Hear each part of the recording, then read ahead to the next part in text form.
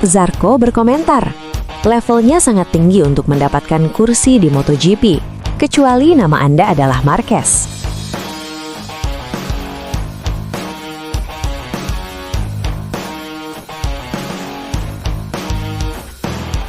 MotoGP 2025 kembali menegaskan satu hal penting. Di level tertinggi balap motor, performa pembalap tak bisa dilepaskan dari kualitas mesin yang mereka tunggangi. Johann Zarco menjadi contoh paling nyata. Pembalap LCR Honda Castrol itu menutup musim dengan catatan solid, sekaligus membuka diskusi soal seberapa brutal persaingan di MotoGP saat ini.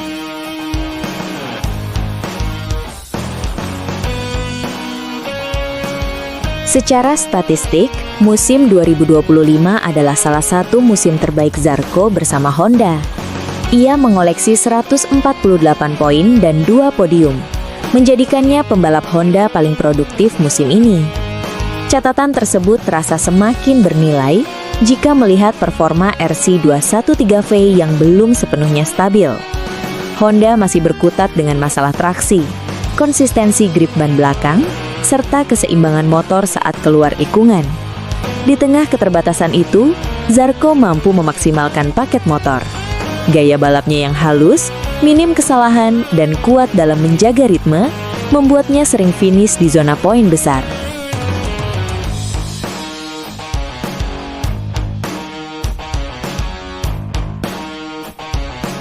Peningkatan performa paling signifikan terlihat di seri Perancis. Pada balapan kandang tersebut, setup motor Zarco dinilai paling mendekati ideal. RC213V tampil lebih jinak saat akselerasi, stabil di pengereman, dan kompetitif di sektor menengah. Kombinasi itu membawa Zarco meraih kemenangan yang mendongkrak posisinya secara drastis di klasemen. Dampaknya langsung terasa. Zarco melonjak ke 5 besar kejuaraan dan kembali naik podium di Silverstone, memperkuat statusnya sebagai pembalap paling konsisten di kubu Honda.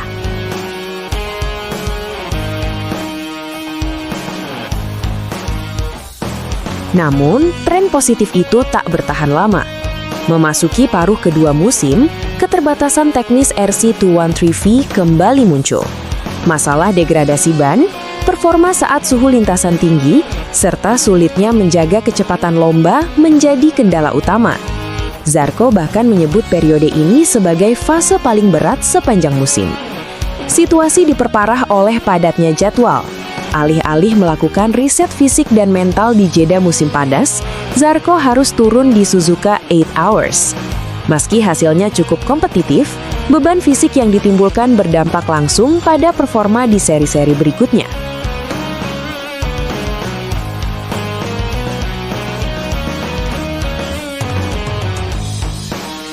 Dalam konteks inilah, Zarco menyinggung soal perebutan kursi MotoGP. Menurutnya, saat performa motor tidak sepenuhnya mendukung, tekanan terhadap pembalap meningkat berkali lipat. Setiap akhir pekan menjadi ajang evaluasi.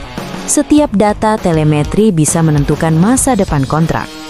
Zarco lalu melontarkan pernyataan yang langsung menjadi sorotan pedok. Levelnya sangat tinggi untuk mendapatkan kursi di MotoGP, kecuali nama Anda adalah Marquez. Ia menilai Marc Marquez berada di level berbeda, bukan hanya karena bakat, tetapi juga pengaruh teknis dan kepercayaan pabrikan. Marquez tetap kompetitif, bahkan mampu finish kedua di kejuaraan meski berada dalam fase transisi karir.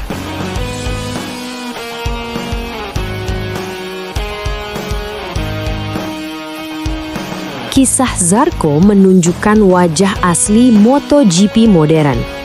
Kecepatan pembalap harus berjalan seiring dengan performa motor. Di era aerodinamika, ride height device, dan pengelolaan ban, selisih kecil dalam setup bisa berdampak besar pada hasil akhir. MotoGP kini berada di titik paling kompetitif dalam sejarahnya.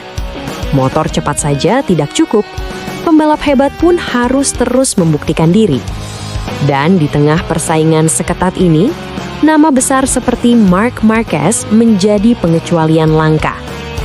Bagi Johann Zarco, musim 2025 adalah bukti bahwa memaksimalkan motor yang belum sempurna sudah merupakan prestasi tersendiri.